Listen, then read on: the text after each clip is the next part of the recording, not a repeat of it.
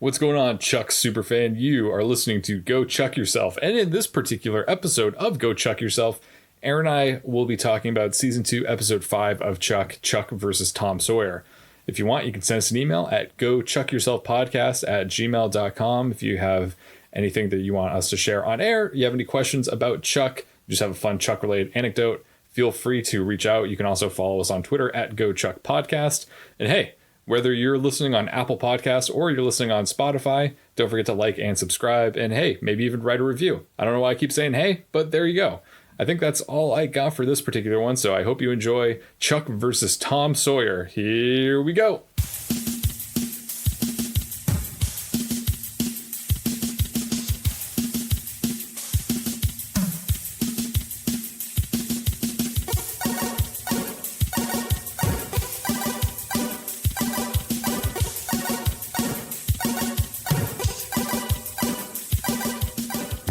Modern day warrior, mean stride. Today's Tom Sawyer, mean pride. Those are lyrics that are sung in this episode. Hello, welcome to Go Chuck Yourself. My name is Chris Gillespie. My name is Erin, and I do not know that song. Erin, before we begin, I have to ask, and I want you to be honest, was your first time watching this episode the first time that you heard the song Tom Sawyer by Rush? Well, yes. And this time watching it was the second time I heard the song Tom Sawyer by Rush. It has not showed up in my life since. Can you name any other songs by Rush? I can name the film Ready Player One, in which Rush is referenced heavily. This episode was very similar to... I was thinking of Big Time Rush. Wait, so Big Time Rush is featured in Ready Player One? No. I was thinking... I was back to trying to name a Rush song. Okay. Are they related to The Doors? They're not. Are you a Rush fan? I'm not, but I at least have working knowledge of Rush and the members and some of the major hits. But you don't, but that's fine. Absolutely not. You know what you do have working knowledge of, though? The Tom Sawyer? Chuck? My name? What? Okay. This episode? I was going to say the episode Chuck versus Tom Sawyer, which is what we're going to discuss, yes, but okay, you good. also have working knowledge of your name as well. Yes, I do.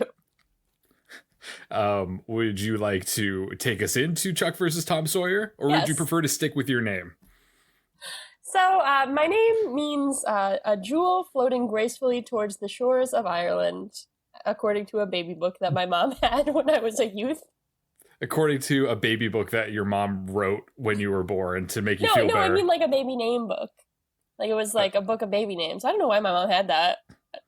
Did your mom have that? I always assumed that every mom had a book of baby names. Well, I think pre-internet, how else are you going to find out about names? That's a good point. So that's what it means. But I think also it just means Ireland. Anyway, let's go into the episode. Great. I would much prefer that. So Chris teed me up nicely for me to say that when I saw this episode title, I could not wait to watch Chuck square off against our old friends Tom and Huck. I was all geared up for some innocent, childlike wonder that we would experience, but the episode in fact begins with a close-up shot of some boobs. Bet you were excited, Chris. Okay, so this is a very bad transition. However, I remembered this episode very well, and I remembered the title, so I was excited to watch this one because I recall it being one of my favorite ones from the first time I watched it. Good Whether to know. or not I stand by that assessment, you have to stay tuned. But I did remember this episode, and I was not confused about what the plot was going to be. So that's kind of how I felt about the reunion episode. So the boobs and the women they're attached to are a part of a flashback sequence to 25 years ago when Jeff, who has a mustache and a mullet, defeated a video game called Missile Command. Is that something you know about? Yes, it is. Okay. So that's something Chris knows about, not something I know about. I referred to it originally in my notes as some kind of video game called Missile Command. So now I know that it's real because I Googled it. So apparently defeating this game made Jeff worthy of being interviewed by the news and receiving the attention of several bikini-clad women. As an expert on Missile Command, Chris, is that something that would warrant that kind of attention? I don't know anything about any kind of community surrounding Missile Command. I just know Missile Command because I have played Missile Command before. I did not know that it was such a cult phenomenon. Okay, well, apparently it is, at least in Southern California in the 80s or whenever this is 25 years ago. The news anchor asked Jeff what's next for him, and he says he hadn't really thought about it. We move forward to the present, where Big Mike is telling Jeff and Morgan to light a fire under Chuck because he's late. Meanwhile, Chuck is waking up in bed wearing a name tag that says his name is Francois and a fake mustache. He removes Classic. he removes his spy-related items and puts them under his bed in a Converse shoebox, which I thought was a nice detail. He almost forgets to remove the mustache. Luckily, Ellie and Devin do not notice and instead offer him a delicious-looking smoothie. Chuck does not appreciate the smoothie, even when Devin tells him it does wonders for your Wang energy. That's the part. I skipped over so much, but that's the part I wanted to highlight. At this point I realized that Ellie and Awesome were not in the previous episode, Chuck versus the Cougars. Yeah, that was trivia information. They were there when Chuck looks on the video camera, but they were not speaking. Right. And I was kind of sad that they weren't in the previous episode, but then Awesome said the thing about Wang energy. And I was like, you know what? That was okay. I'm glad we had that little break. That was okay. I'm glad we get to continue with the trend of Devin being very into Chuck's sex life. Well, he's a doctor. It's okay to talk about those things with him. It's very funny because I don't know if I like it better imagining that Devin, like, he only uses this kind of language at home and at the hospital he's, like, very precise, or if he's, like, examining someone and he's like, I don't know about your Wang energy today, sir. Sir, I have to tell you, your Wang energy is dangerously low. So Ellie asked Chuck where he was last night since he came home so late. He tells her he was playing what sounds like Grand Theft Auto. I don't necessarily need to repeat what he says, but he does use the phrase smacking up hookers, which I thought was not cool. I thought he could have referred to it differently. I think he could have left that part out of the description. He could have just said stealing cars and going on joyrides, but he committed to the bit. We're reminded via their nagging that Chuck had told Ellie and Devin he was going to backpack across Europe and move on from the Bymore. Unfortunately, now that he's the only intersex again, he's back to his lackluster daily grind. Also, unfortunately, Ellie and Devin don't know why Chuck's big plans suddenly went off the rails, and they're not so subtle about expressing their disappointment. But I will say, good for them. I was standing by Ellie and Awesome. Okay, we're gonna fight about this episode. Because I'm thinking, what did happen to Chuck's big plans? From their perspective, he made all these promises and he just fell into a rut again. And I appreciate them holding him accountable. I see what you're saying, but I also just I don't know. I feel like they could be a little bit less, I don't know. They're very aggressive about it.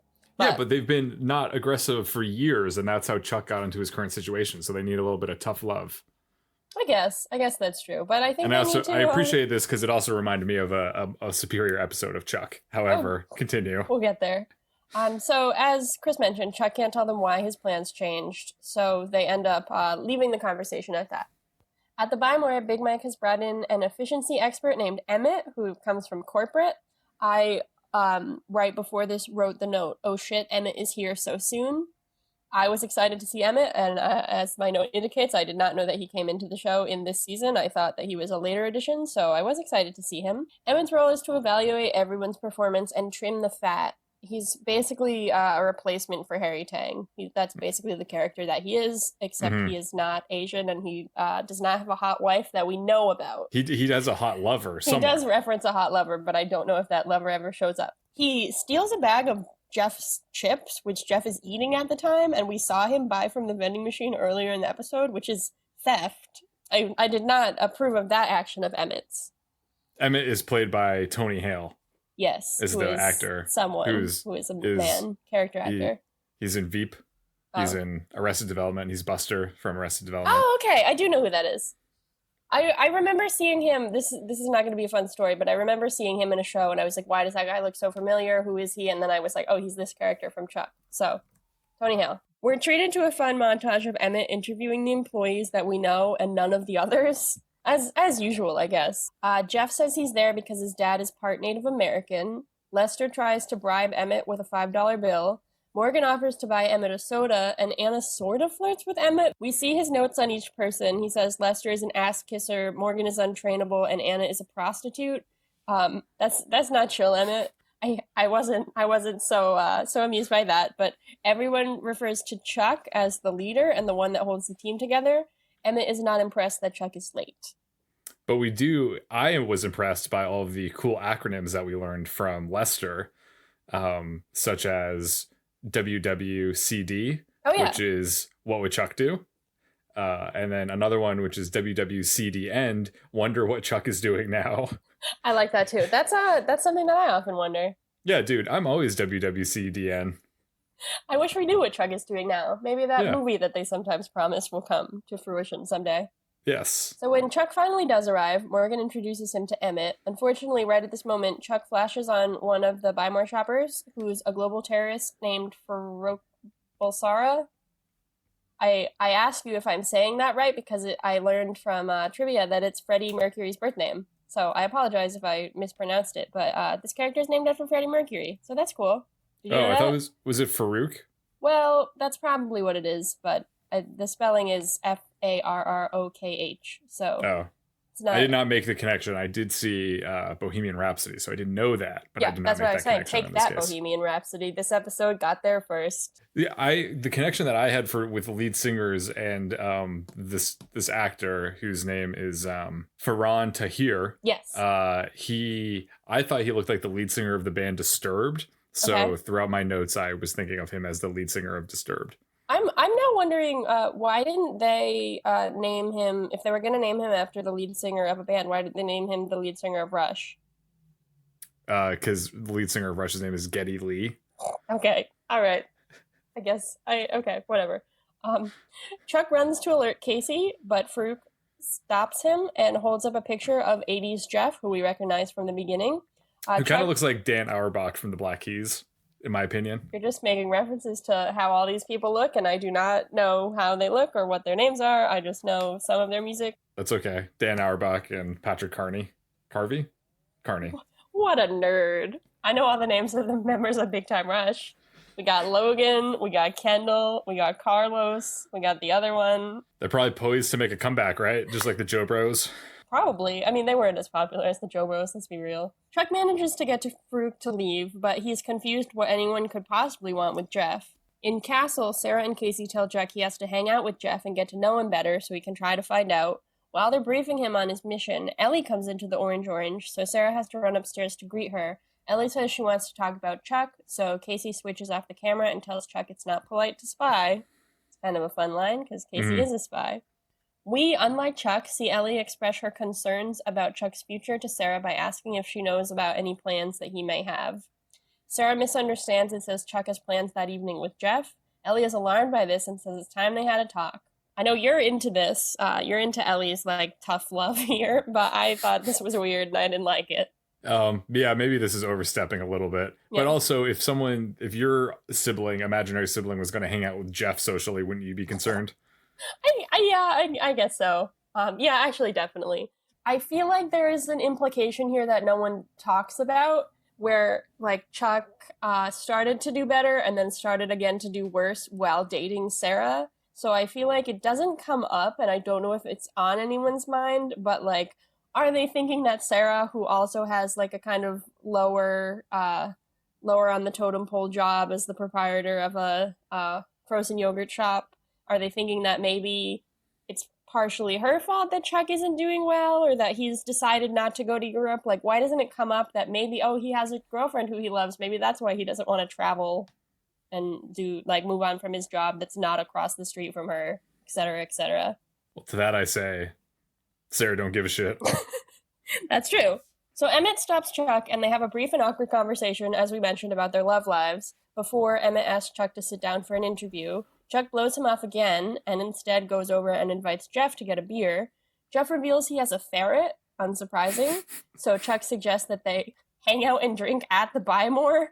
That's pretty typical for this show, but I don't blame Emmett, who finds out about this later, for being upset with that. I feel like that's pretty reasonable. Absolutely. I was glad that someone is finally holding the Buy More staff accountable for hanging out and drinking after hours in the store. Yes. So we move on to a scene of Emmett speaking into a voice recorder where he says he's found no sign of intelligent life at the Buy More thus far. Meanwhile, Jeff and Chuck are in the home theater room, and Jeff plugs in a video camera to show that he has not abandoned his habit of filming women without their consent in the previous season, as we'd all hoped. Instead, he's upped those efforts and made a music video to gross videos and pictures he's taken of Anna without her knowing. Great. Yes, as we listen to a song by Air Supply. Yes. So Chuck requests an extraction, but Casey refuses. As Chuck and Jeff begin shotgunning beers, Emmett emerges and comments into his recorder about the violation of store policy. So again, I think he has a point here. I think that's reasonable. Yes, very reasonable. Chuck broaches the topic of the guy who came into the Buy-More looking for Jeff. Jeff says it must be one of his fans and pulls out a VHS tape that he apparently keeps with him at all times. I'm not really surprised by this. Like, I feel like he would if it's, like, the best moment of his life, but also this was a funny detail. As he's putting it into the VCR, Chuck prays that it's not a porno. I liked that joke. I like that, too. That was funny. It's not. It's the same news report that we saw in the beginning. We see the CEO of Atari hand Jeff a trophy, and Chuck flashes on him. I commented here, is it weird that they're allowed to use Atari? Like, that's a real thing, right? It is a real thing, but they didn't use the logo anywhere. Okay. I don't think it's weird that they used it. Yeah, I don't know. Like, it would be, because I was reading about it, and it said the name, let me find where I say his name. It's, Marimoto, I think is his name, in the show. It's a reference to the CEO of Nintendo. So I thought that was interesting, but it wasn't the name of a real CEO or member of Atari, I do not believe. Mm-hmm. So, yeah, a lot of the Atari stuff is fast and loose, as I will mention a little bit later on. Yes. So the bad guys show up at the Buy-More, and Casey rushes in to help Chuck get him out of there.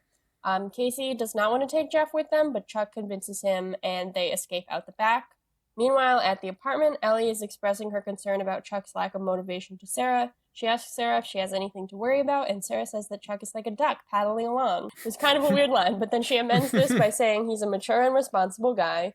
Right at that moment, Chuck comes in with a passed-out Jeff over his shoulder. Ellie is not impressed by this, but I think it could be construed as mature and responsible because he's helping a friend who's clearly in need, and also he's preventing a potential drunk driving issue. So I don't know why Chuck isn't wasted or anything. Chuck just gets blamed for the fact that Jeff, who we already know is drunk all the time, just happens to be drunk at this time too.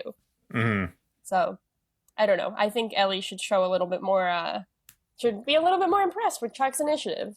Also impressed with his physical strength, because I don't think Jeff doesn't seem like that light of a guy, but Chuck just has him slung over his shoulder like he's like a shopping bag or something. I was wondering how they did that. I was wondering if it was like actually Jeff or if it, I mean, I'm sure it wasn't, but... Jeff, of course, is wearing his drinking pants. I appreciate that. We all have them. We do. We all have them. Mine are those, my Marvel pajama pants. Ah, yes. Very fond of those. Nothing can come in between me and those Marvel pants. Nothing. I don't like that. I don't like that at all. Speaking of things that people don't like, Ellie and Devin wake up the following morning and find that Jeff is still asleep in their living room on the floor, passed out drunk. Chuck is apologetic of this. They're upset. Jeff wakes up and he's confused, and he hands a business card to Ellie that says, "Hello, my name is Jeff and I'm lost." And then on the back side of the card, it has his address. Thought this was a nice touch. I like that. I also like that he says, "I'm supposed to give this to you," like as if it's happened so many times and that's how he addresses it. I think that is the suggestion, is that this happens a lot and that he needs to have a card for it. I think perhaps maybe, I don't know. Is it insensitive how they turned, because Jeff is clearly an alcoholic and exhibits a lot of signs of alcoholism. I feel like they make fun of the alcoholism a lot. I think that there are some problematic aspects of Jeff's character, and this is one of them that is maybe a sign of an illness that should be addressed. And then I think there's also the obvious creepiness and sexism of his character, which is also treated as a joke. So there are some issues here, but I would agree with you there. Well, at least we are diagnosing something that two actual fictional doctors cannot diagnose. I know, that's actually even a better point. Like his fellow employees maybe wouldn't would just be like, "Oh, that's crazy, Jeff." But these two doctors, they don't care. Yeah, you think Ellie would know the surefire signs of rampant alcoholism and be more concerned, but she doesn't. She just doesn't want Chuck hanging out with him. She's not super concerned about what Jeff does in his personal time. They kick Jeff out of the apartment to go get a cab. Ellie confronts Chuck about the direction that she perceives his life going in at the moment. She really wants him to graduate from Stanford so that he can move on with his life, because apparently he needs a college degree to move on with his life. I guess so. I guess so. They say he's 12 credits short. Would that be one class or would that be one semester? It was 4 credits, right? Was each class? For us, it was 4 credits, yeah. Okay. So, I mean, I don't know how Stanford works. Obviously, I don't know how Stanford works, but obviously you could have if you went there, but you didn't. If I did. Yep. Yeah, if you did. Yeah. Ellie also says something to the effect of, Chuck, you should live every day like it's your last. And then Chuck says the world is not ending today. Given that we know that the theme of this episode is ballistic missiles, perhaps this is foreshadowing of some sorts. Back at the Buy More, Chuck and Jeff touch base, and Jeff admits that it was a pretty standard Tuesday night for him. Once again, because he's an alcoholic struggling and no one will help him. Morgan and Lester watch this interaction from a distance, concerned that their respective best friends are now hanging out together, making them obsolete. Sarah enters the Buy More and weirdly waits for Jeff to finish what he's saying to Chuck before pulling Chuck aside to tell him about the national security threat. She's very respectful, which I appreciate. But also, Sarah, a little bit more urgency could have been okay.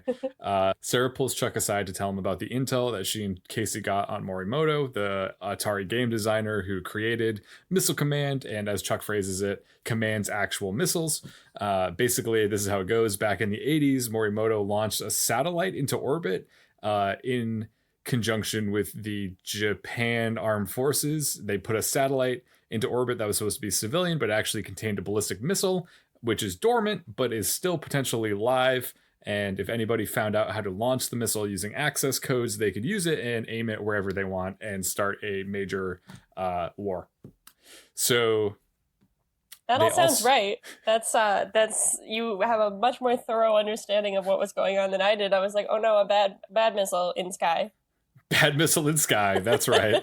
They just hand Chuck a piece of paper that says bad missile in sky. And he's like, oh shit, a bad missile in sky. While they're briefing Chuck, they also show him a photo of Farouk, who was seen hanging out outside of the Atari office earlier in the day. The only way to secure Morimoto is to break into the Atari headquarters, which is apparently in Southern California. It's actually in Sunnyvale, which is near San Jose. Okay. Which, correct me if I'm wrong, is kind of a hike from Burbank. I don't know what that is, so yes. San Jose is outside of San Francisco. Hold on, yes, that is very far away. Would that be a day trip or is that a multi-day trip? You could do it in a day, but it would be like I think it's like 6 to 8 hours to get to San Francisco from here. Ooh, that's a haul for them. Yeah. Maybe they could have done that. Farther than Palm Springs. So anyhow, Sarah says that security will be tight because apparently a lot of people at Atari are trying to, I don't know, steal the latest version of Centipede. Sarah asks Casey what the plan is, but Chuck says that he has an idea. Cut to outside of the Atari headquarters in Sunnyvale. Both Chuck and Casey are wearing Nerd Herd uniforms and carrying briefcases. Chuck tells Casey that he has deliberately sent a nasty computer virus to Atari. So the plan is that Chuck and Casey will go to Atari under the guise of helping Atari get rid of the virus. What is the appropriate verb for solving a computer virus? Is it solving? Is it curing? Beating? Fixing? Beating? I should know this because every single day of my life I get ads for the fact that my virus software has expired on my PC. No one send me a virus, please. Okay, we'll go with solving. Chuck and Casey are greeted by two engineers who laugh in their face. Apparently, Atari does not have a receptionist. They just have people working all over the place. There's two engineers that are working on a desktop modem at the front desk. Chuck says that they're there to help with the virus, and then they laugh them away. The engineers do because, quote, Atari has more PhDs than Microsoft. So take that, Microsoft. I think that I don't know. I mean, Atari and Microsoft are not too different. I feel like they could have said something else that has many PhDs. I'm starting to think maybe this is a whole episode is a underhanded joke at Atari because Atari has been struggling with bankruptcy for decades and would probably does not have more PhDs than Microsoft. I don't think they're that successful. Hey, this is the kind of insight that Chris Gillespie can offer. No one else could say this. When they are not permitted access into Atari, Casey decides to go with plan B, which is to call Sarah in, and Sarah is dressed as a sexy Nerd Herd associate. And Atari, like many tech companies, is a male-dominated workplace, which is useful in this situation because everyone stops what they're doing and stares at Sarah as she walks in, allowing Chuck and Casey to sneak up the back stairs as Sarah listens to the unfriendly engineers from before explain that the issue that they're having, while also being flustered that there's a pretty girl nearby. Yeah, so this is a example of television programming having a lot of having a clear effect on a young Erin, because this is the kind of outfit that I thought was the like epitome of cool. And I was like, I have to wear like a like whatever she's wearing, like a short skirt and heels and like a button down shirt, but it's like cropped. I was like, that's it. That's what's cool. That's the look that I want. And a tie. And a tie. Oh, it's so cool. It's like the scene is bad, but it's like the outfit is so cool. Like it's still my 10-year-old brain that I haven't quite left behind is just like, yes, that's the look, Sarah. Yes. Yes.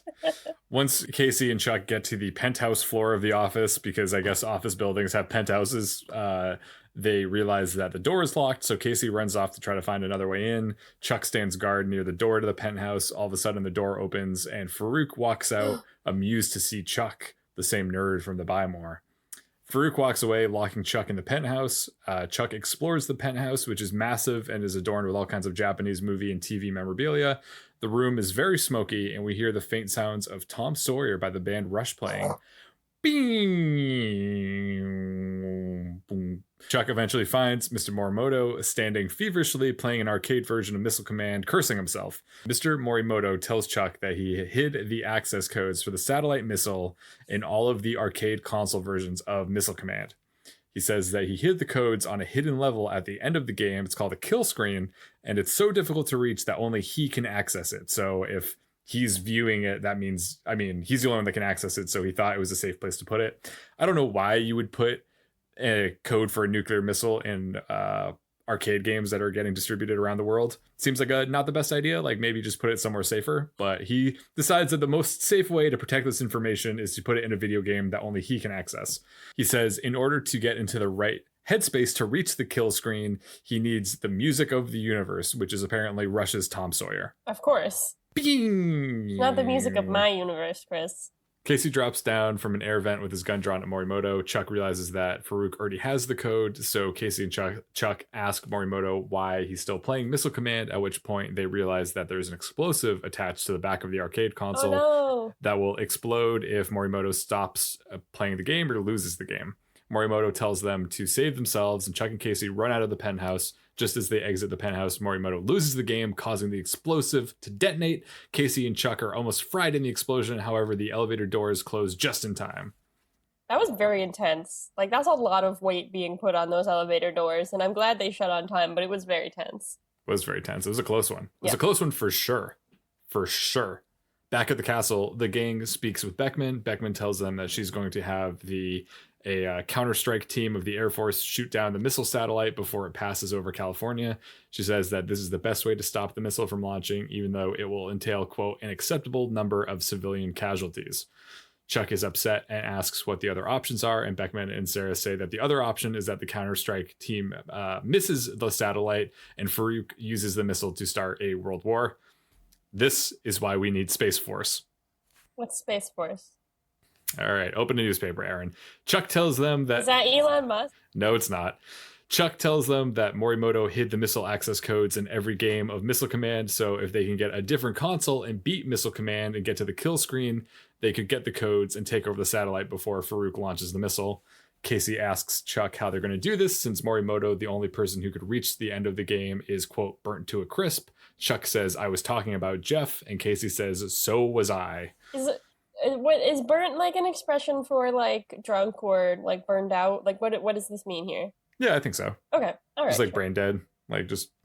Yeah, I mean, I guess it would have been harsh if they called Morimoto brain dead.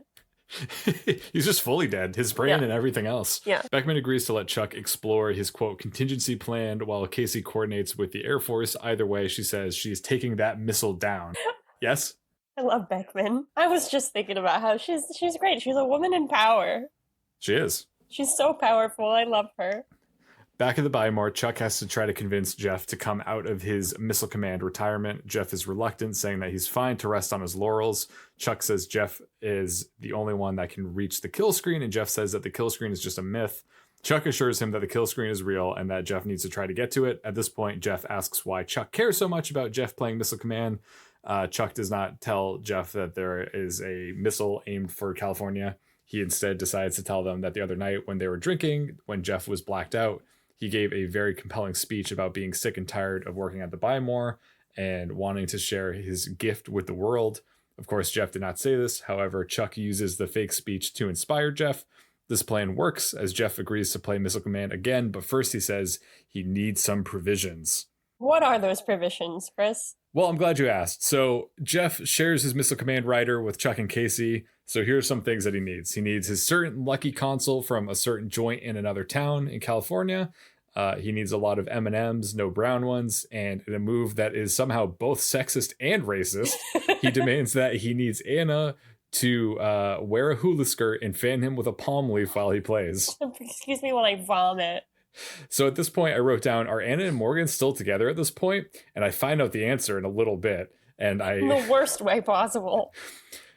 Jeff also says that he wants to get a crowd of all of his old fans, to which Casey says, quote, people who used to play this game are in their 40s now. They have jobs, kids, lives. To which Chuck silently shakes his head behind Jeff, letting Casey know that these are not things that Missile Command fanatics have in 2009. I really liked that. That was good. Chuck wheels in Jeff's lucky console. And as he's doing this, he encounters Morgan and begs for his help. Morgan, feeling underappreciated by Chuck since Chuck started hanging out and obsessing over Jeff, says that he does not want to take part in it. After all, Morgan says, what happens if Jeff doesn't beat Missile Command? The world's gonna end. Stop saying it, everyone. You're gonna jinx it. We should just, we gotta take that phrase out of, we gotta put it in retirement. Chuck apparently has inspirational speeches on the brain because he gives Morgan another inspirational speech talking about how awesome and cool Morgan is in order to win Morgan back over. He talks about how Morgan was was the president of his audiovisual club in high school and also toured with Mamma Mia for 4 years. I liked that detail. It was an interesting detail. Yeah. I was like, I didn't know Morgan had the skill set. So, more significantly, Chuck also asks to borrow Morgan's girlfriend, Anna, to which Morgan gives immediate and indefinite approval because his girlfriend is his property. Yeah, it was so good. That was so funny. I love that. We enter an 80s montage as we see Jeff getting psyched up by watching his creepy Anna photo slideshow. Morgan is supervising the audiovisual and light team to set up a big stage in the Buy More, and Lester is posting about Jeff's return to Missile Command on message boards. And the word spreads quickly through the Missile Command community, and people from all walks of life, mainly the white middle-aged man walk of life, fled into the Buy More in droves. In droves, man. In droves. Moments before Jeff takes the stage, Chuck is watching news coverage of the event on one of the televisions mounted on the Buy More wall. Let me break this down. A television news team picked up the story about Jeff playing Missile Command and came down to the Buy More where they are broadcasting live. And rather than just watch the news reporter talk in front of his face, Chuck decides to watch the reporter who is standing 5 feet away from him on a television. These kids and their screens. What do you say? What are you gonna do? Anyhow, Chuck flashes on the TV and realizes that Farouk and his terrorist buddies are controlling the missile satellite via a nearby broadcast news station. I want to take this moment and ask, Erin, do you remember that whole plot with Tony Hale that was going on at the beginning of the episode? I do now that you reminded me. Because it seems like everyone else forgot about it at this point in the episode. Yeah, it's not. Where's Big Mike? What the hell is going on? The stage is set, literally and figuratively, for our team to stop the missile. Casey is tasked with pressing a button that will launch the Counter-Strike missile at the satellite in 33 minutes, using a football-like satellite with nuclear codes and keys and buttons and things like that, while Sarah is tasked with going over to the television station to stop Farouk. Casey asks Sarah who she trusts is going to stop the missile, the Air Force, or a burnt-out loser playing a video game, and Sarah says that she trusts Chuck. Hell yeah. At the Buy More, in front of a crowd of cheering men, Jeff takes the stage and the Missile Command console is unveiled. Upon seeing the console, the past 20 years of Jeff's life come rushing back at him, and he becomes overwhelmed with nerves and anxiety of disappointing his fans and being a loser. He says that he can't get to the kill screen, it's too difficult. He then announces that his brain feels heavy and he passes out, leaving no one left to try to beat Missile Command. I think Jeff seems to be dealing with a lot of mental issues. I think he really needs help. He really needs help, and he really needs good friends, and he has neither. So Chuck panics about the idea of World War III and/or acceptable civilian casualties, and while he's trying to revive Jeff, along with the other Morgan and employees of the store, he calls Ellie, suggesting that she and Devin get out of town as soon as possible. Ellie doesn't understand and suggests they talk about it when Chuck gets home. He says he has to go, but he tells her he loves her. Ellie is concerned and thinks Chuck might be on drugs. Devin agrees that this would explain a lot. I appreciated that. Yeah. Nothing the Buy More team does wakes up Jeff, so Chuck decides that he must take a crack at the game. I found this a little bit disappointing, because I wanted Jeff to have, I guess maybe I'm sympathetic towards Jeff, because I wanted him to have that redemption arc. Mm-hmm. And it felt like just a little bit, I know the show is called Chuck and not Jeff, but I just felt like a little bit cheated, because I just wanted Jeff to do something good.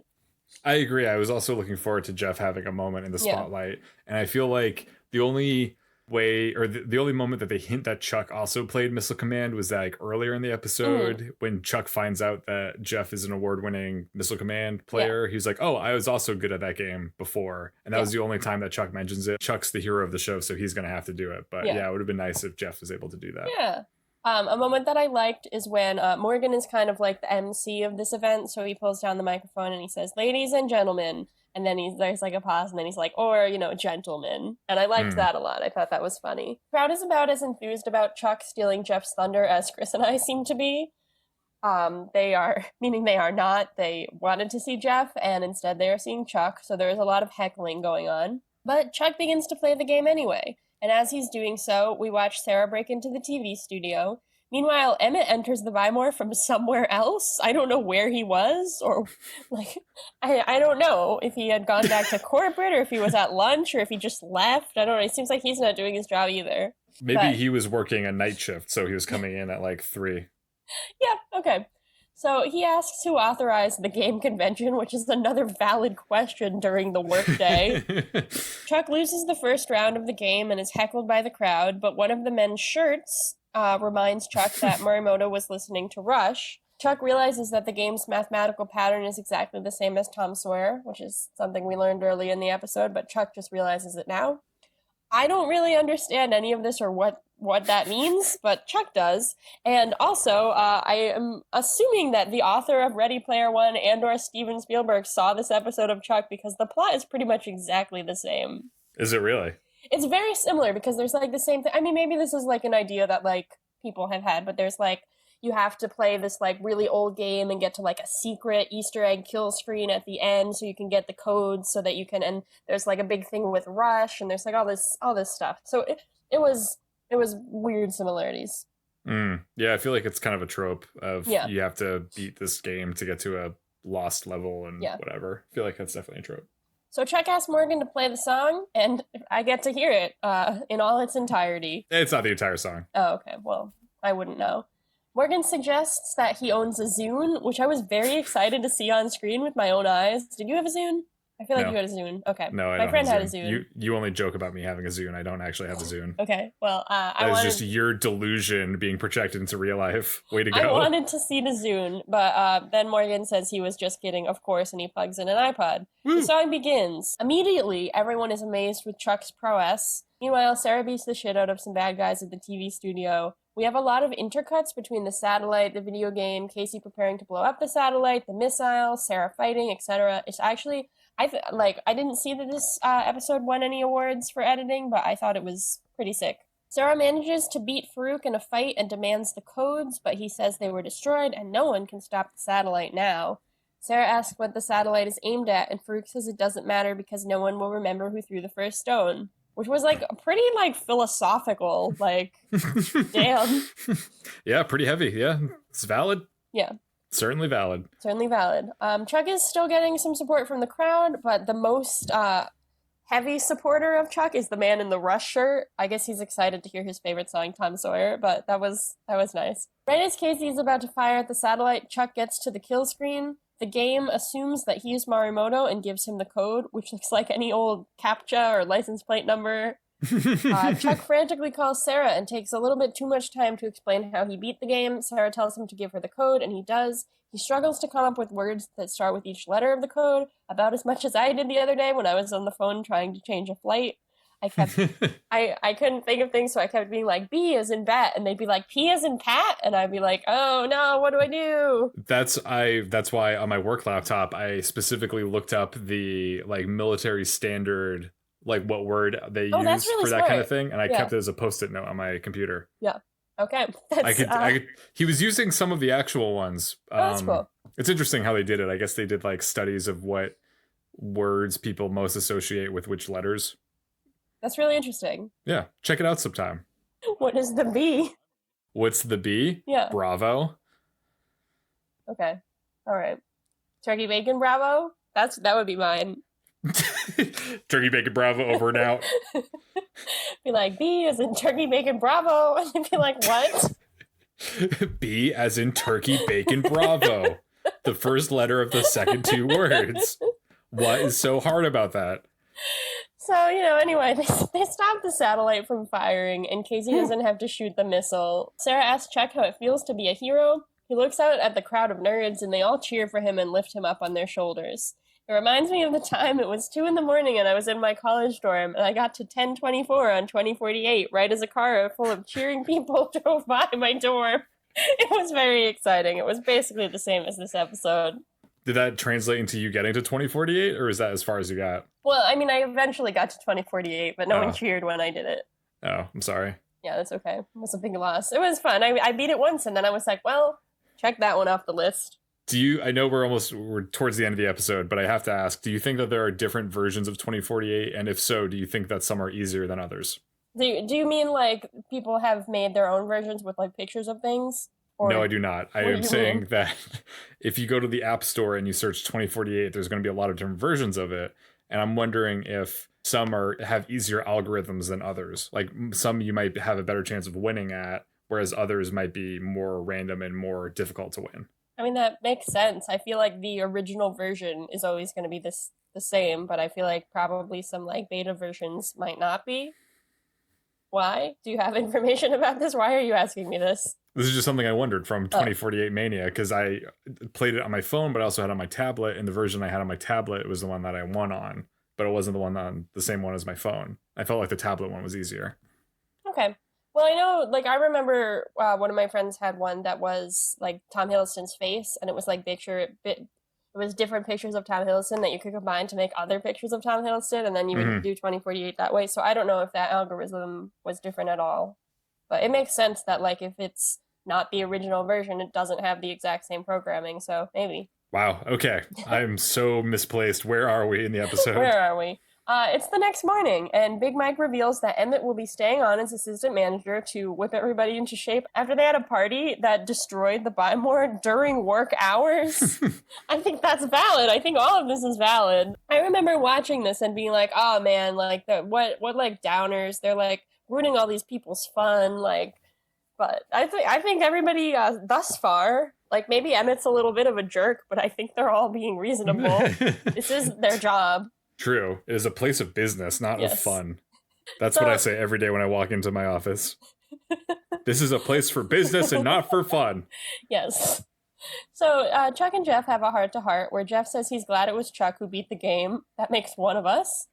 Jeff says he never wanted to be number one because it feels like the whole world is gunning for you. Chuck relates to this. Jeff asks what the kill screen was like, but then changes his mind. Chuck salutes him, and it's kind of a sweet moment where I think that Scott Krinsky is a really good actor, and I wish he didn't have to be creepy sometimes. You wish that he didn't have to be creepy all the time? Yeah, okay, all the time. But it's tough with, like, comedic actors because, like, this is part of his character and part of what makes him, like, I wouldn't say he's charming, but part of the character they've created is this kind of bumbling guy. But I do like the moments when Jeff gets to be, like, have a little bit of emotion or have a little bit of an arc. He's a sensitive guy. Yeah, I felt that way about Lester. I haven't yet felt that way about Morgan, but I think that is on the show and not on me. So Chuck gets home and Ellie says she's so proud of him. Chuck thinks she's talking about the video game, but actually she's talking about some mail he received from Stanford. Apparently contains his diploma? Ooh. What? Chuck is confused until Ellie and Devin say that Sarah told him he has been taking online courses this whole time to finish his degree. So Ellie's really proud of Chuck. Devin tells Chuck Sarah is waiting for him out back, which is honestly the biggest twist of the episode because we learn that in addition to the 2 large bedrooms, huge living space, nice kitchen, and gated courtyard, the Bartowskis also have a back patio. So no wonder it's so expensive. Chuck thinks Sarah must have had someone from the CIA make a Photoshop diploma for him, which I don't blame him because she made that really bad Photoshop picture of them at Comic-Con. But Sarah says it's actually real. She says she and Casey appealed to Stanford on account of Chuck's field work, and Stanford agrees to use this towards his last 12 credits. It was really nice. Which is really nice, but also they have connections at Stanford, as we know from Chuck versus the alma mater. So maybe the what's the word I'm looking for? The academic services person or the registrar also has ties to the CIA. So maybe it wasn't so much of a wholesome, just a couple of government agents. Just let me have this, Chris. Just let Chuck have this. Sarah points out a star that is actually the Air Force destroying the satellite. She tells Chuck to make a wish because it's his star. I don't think that's how making a wish on a star works, and I actually always held the belief that if you accidentally wish on something that's not a star, like an airplane, you're cursed forever. So Chuck is cursed now. Based on the fact that he looks at her, Chuck probably cursed himself wishing for something to do with Sarah. There's a very creepy tradition where we have a shot of the sky that turns into Jeff's hair. It was really weird.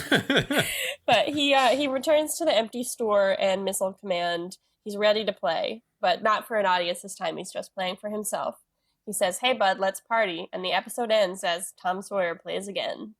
It could have not been Tom Sawyer because I wouldn't know. But I think it was Tom Sawyer. Okay, I'm assuming. So that's the end of the episode.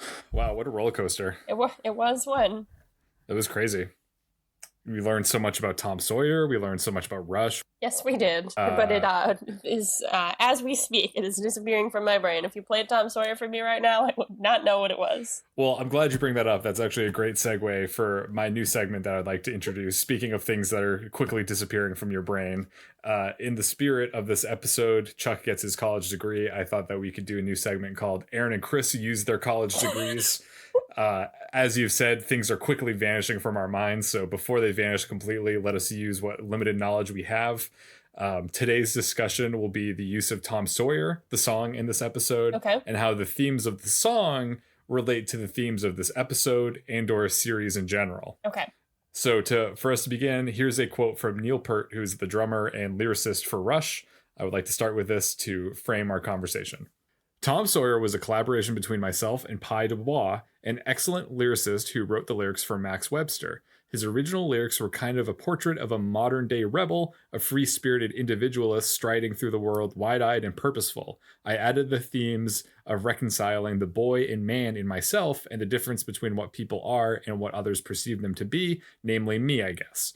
And that was something that Neil Peart said in 1985 to the Rush Backstage Club newsletter. So with that said, who do you think is Tom Sawyer in this episode of Chuck? Oh, as opposed, would you say it's Chuck or would it's Jeff? Or I guess are those our two options? Those are the ones that came to mind, but you could also present a different option. It could be Emmett, because Emmett is trying to do what is right for the store, but having struggles. He's a modern day rebel. He is a modern day rebel. But he's not really he's not really a free-spirited individualist. He's more of a, he's going against the grain, but he's also confiding to the structure and the form of the company. And he's not really wide-eyed. He's purposeful, but yeah. I would say much like Chuck realizes that there are some similarities between him and Jeff, I think there are similarities in both of them to this song. Mm-hmm. I think that the episode itself would suggest that it is Chuck that is the modern day Tom Sawyer, who is trying to overcome his rebellion. I don't know, man. You seem like you have something to say, so go ahead. I was leaning towards Jeff being the Tom Sawyer of the episode, because I think that in a way he is sort of an idiot savant in the way that he is seemingly very bad and burnt out and drunk all the time. However, he does possess this one skill that he's excellent at, that he's passionate at and gives himself meaning and fulfillment. But a lot of people don't appreciate that or acknowledge that. So if you're looking at him from the outside, you think he's just a loser, or that he's a Tom Sawyer just going through the world wide-eyed and, not being purposeful, or that he's a man-child, different things like that.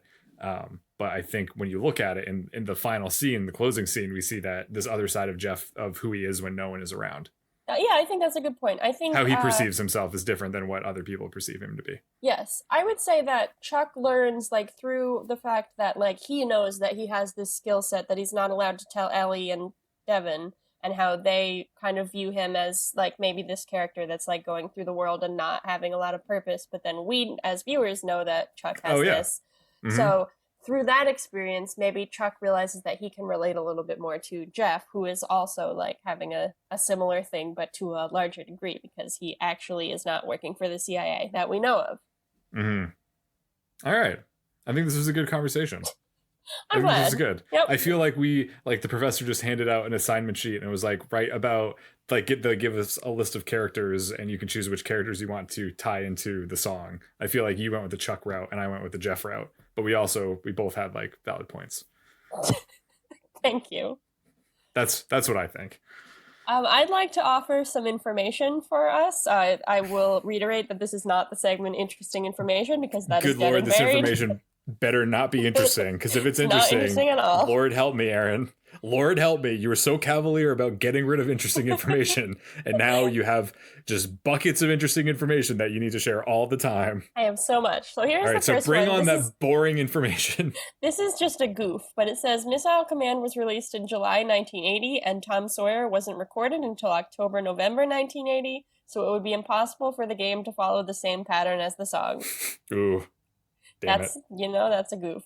Another thing that I thought was interesting is that this episode as well apparently has a reference to Fast Times at Ridgemont High, which you will remember from Chuck versus the Cougars. The character Mark Ratner was a reference to that film. Apparently, Jeff's flashback at the beginning is almost identical and shares several lines with a scene in Fast Times at Ridgemont High. There's also the fictional Stu Brewster is the news anchor in Chuck, and it substitutes for an actual Stu Nahan, who is an actual person who's in the film. I will be clear here that I have not seen Fast Times at Ridgemont High, so all of this could be a lie, but according to Wikipedia, that film closes on a close-up of Missile Command's The End screen, and that is also what happens in this episode of Chuck. Really? And it also says that the line, Jeff's line, "Hey bud, let's party," is the ending line of Fast Times at Ridgemont High. So I don't know a lot about that movie other than that Cameron Crowe was involved and that there is a busty woman. But apparently all of this is we're visually referencing that. So cool. Very interesting. Yep. I didn't know that. Not interesting. Don't say that. Sorry, it wasn't interesting. I hated that and I hated listening to it. And I wish I didn't know it because it was so boring. So why don't we move into, speaking of boring, why don't we move into Chuck, Marry, Kill? Great, that would be awesome. Chuck, Marry, Kill is the part of the show where we announce one part of this episode that we'd like to marry and one part of this episode that we would like to kill. I will go first with my marry. I would say that I did reference this in my recap, but I really loved the editing of the final scene. Chris is making a stabbing motion right now. I assume you agree? Yes, we will have to be in a, what is the phrase? Polyamorous? Polyamorous relationship with this Tom Sawyer sequence, because that was also my marry. Yes, I thought it was very cool. I liked how we saw like all these different things, and there was like overlays of like the Missile Command screen and like the actual missile. Yes. So yeah, okay. Polyamorous relationship. I'm fine with that. There was a lot of visual puns, if you will, between like Missile Command and the actual missile. Yes. And then I think Tom Sawyer has a good rhythm to it and has a good sound for like, Marimoto thought sequence. so too. It's the music of the universe. Yep. So I think that was probably like when I think about this episode being a highlight for me when I first watched it, I think that is the sequence that I thought of because I really liked that sequence before and I really enjoyed it. Yeah, it was really good. Yeah, it was cool. I think that was definitely a highlight. Yeah. What would you kill? I think we probably have the same kill. I would imagine. Is it everything to do with Anna? Yes. Yeah. Yeah, I thought the video was really gross. Morgan's comment about Anna being all Chucks was gross. The hula thing was gross. It was just all gross. It was bad. Yeah. I thought that we had seen the worst of it in the first season, but I guess it's continuing into this season. I know. I really am wondering if it's like gonna get better or if we were just at a point in time when this show was out that like they didn't have to make it better. I guess not. Because I remember some stuff in season 5 with Morgan that's like not good, so it leads me to believe that they don't progress. But yeah, I don't know. We'll see. Yeah. I had like a mini kill because I figured that you were going to say that the Anna thing was your kill. Yes. It's much smaller than the racism and sexism. But I noticed if you look at the desktop computers at the Nerd Herd station in the Buy More, why is the drop shadow for Nerd Herd so far away from the text for Nerd Herd? You'll have to keep an eye out for this in future episodes. But like, if you think of a good drop shadow, it's like slightly behind the text, right? Yeah. Like the a shadow would be. Right. But the Nerd Herd shadow is like on the bottom third of the screen, even though the Nerd Herd text is like in the center. The shadow is like all the way down. It makes no sense. I'll have to look for it. That sounds crazy. I've seen it before, but this is the first time I could articulate my disturbance by it. Well, I'm glad that you have this medium in order to articulate that. I'm so glad I have this medium. This whole show has been worth it. We reached the kill screen of this show. We're the only ones that we can get to the end of. Let's give them the secret code. We have all right, here it is. Not Bernard. Turkey Bacon Bravo. Turkey Bacon Bravo. We are moving on to the Scooter scale, where we rate this episode 0 to 5 corn dogs in memory of Scooter at the Wienerlicious. Would you like to offer your corn dogs? I would love to offer my corn dogs. I'm going to give it a 4. I enjoyed the episode. I didn't enjoy it quite as much as the reunion episode. I know we had differing feelings on that, but I thought that the editing was great. I liked a lot of the plot. I liked it more than Ready Player One, so that's good. So yeah, I will give it 4 corn dogs. Nice. I'm gonna give it 3 out of 5 corn dogs. Oh no, I thought you were gonna give it more. Maybe I should give it less now. Well, I appreciate the use of Jeff in this episode, and like the attempt to kind of give him a little bit more depth, even though it's like really not, and is kind of like we said, some of it is kind of like dark and not great. But I appreciate how quirky and offbeat all of the arcade stuff is. I like the retro video games and the Rush soundtrack. Yes. I think is cool, especially when it's blended with all the high stakes and the espionage and the danger and the actual missiles. The Anna stuff and the bikini model stuff at the beginning really bothered me. All right, I'm dropping mine. I'm dropping mine to 3.5. Okay. I also appreciate the closing scene where Sarah helps Chuck graduate college, but I felt like it was kind of forced. I think it would have been more meaningful or poignant if that plot line was more established throughout the episode. I feel like you kind of get hints of it with Ellie being like, I want you to graduate college. Yeah. And he's like, I don't know. So just giving him the degree at the end kind of felt unearned a little bit, even though he did just prevent World War III. Yeah, a lot of this felt unearned for Chuck, like him stealing Jeff's thunder, and like, I think you're right. And then also introducing Tony Hale in this episode was another strange element. I feel like he's a significant character, but they introduced it at the beginning and then it dropped away for most of it and then came back at the end. Well, I'm sure we will get a lot more of him. I'm sure we will, but I like this episode, but I just felt like it was like 3 different episodes blended into one. Yeah. So you're saying it did not hold up to your memories of it?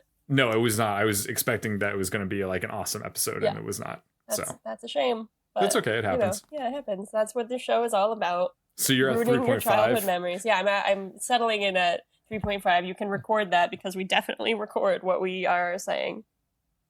Why did you say that in a way that makes it seem like we don't record? No, I mean, like, okay, I as I was saying it, we are recording audio, but we are not keeping track of our scores. You're being very suspicious right now. We record audio. That's if someone's listening to this, it means that we recorded audio. You're making it seem like we don't record audio. I meant like record like you have a Google Doc of our scores on each episode.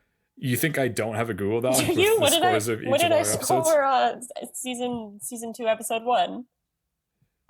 I don't know. I don't have a Google Doc. It's probably like a 4. You know, I'm pretty all 4s. You're like a lot of 4s. I'm more like low score or like a 5. I don't really, There's no in between where Chris Gillespie is concerned.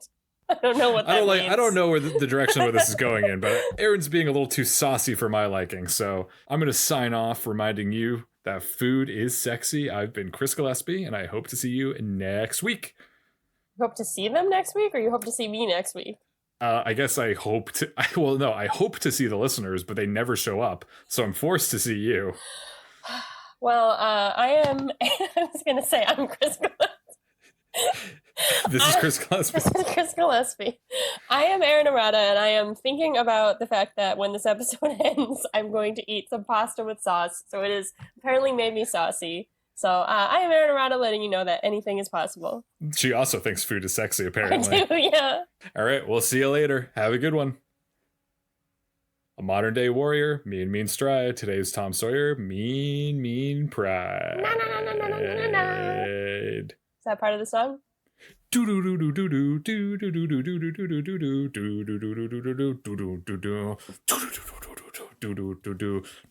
See, this is how you avoid like copyright. Is you just do it yourself. Although his mind is not for rent, for very hard account of it.